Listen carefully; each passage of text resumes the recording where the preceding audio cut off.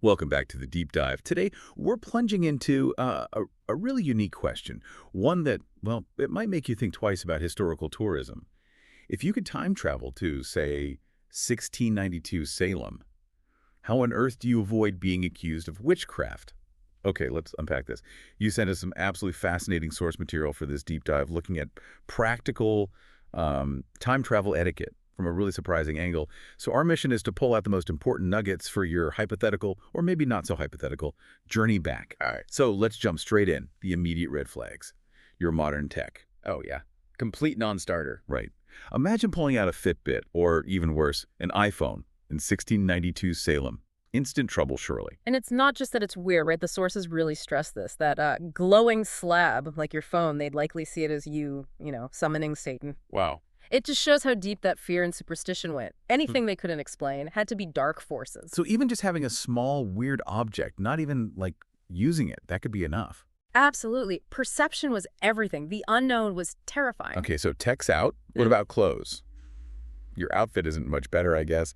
Yoga pants, crop tops. Slight laughs. Yeah, forget about it.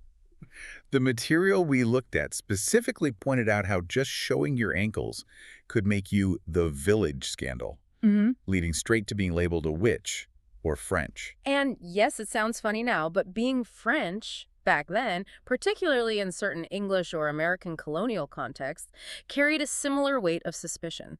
Different, foreign, potentially dangerous. Like being inherently untrustworthy. Sort of, yeah. It underlines how any kind of otherness could paint a target on your back. Right. Okay, so blending in means more than just leaving the smartphone at home.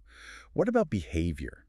The sources had some really counterintuitive advice here. You'd think maybe you all just pretend to be sick, like a frail Victorian child act. Nope, apparently not. That just makes you noticeable in a different way. So what is the strategy? Well, the core idea seems to be about making yourself utterly unremarkable. The sources say, wear scratchy clothes, act confused, and crucially, never be helpful. Never be helpful. That seems odd. The thinking is, any display of competence, any knowledge that seems out of place could be seen as unnatural, supernatural even. Oh, okay. So you want to avoid drawing any attention. Don't fix things. Don't offer clever solutions. Just exist. Confusedly. But wouldn't acting too confused also make you stand out? Like, there has to be a balance, right? It seems like it's more about a general air of mild bewilderment, like you're just sort of harmlessly out of your depths, not full-on bizarre, just not quite with it, enough to be ignored, hopefully. Okay, so you've arrived, you're dressed basically in itchy sacks, you're doing your best confused face. Well, But what if, despite all that, you are accused? What's the game plan then? The sources suggest. Deny everything, cry, and blame your cat. chuckles.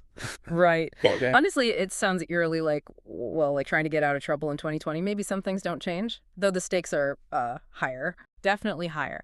And, if we connect this to the bigger picture, it really shows the kind of perilous logic they operated under. Think about the infamous swimming test. Oh, yeah, the dunking. Exactly. Our sources are clear. Knowing how to swim, that was an instant red flag. Why? Because if you floated, You were a witch. The water rejected you. But if you sank and likely drowned, well, that was the good outcome. Proof of innocence. that's just horrifying logic. A win-lose where winning means you die. Precisely. It was, as the material kind of darkly joked, the oops, guess she wasn't a witch after all outcome. Grim. Truly grim.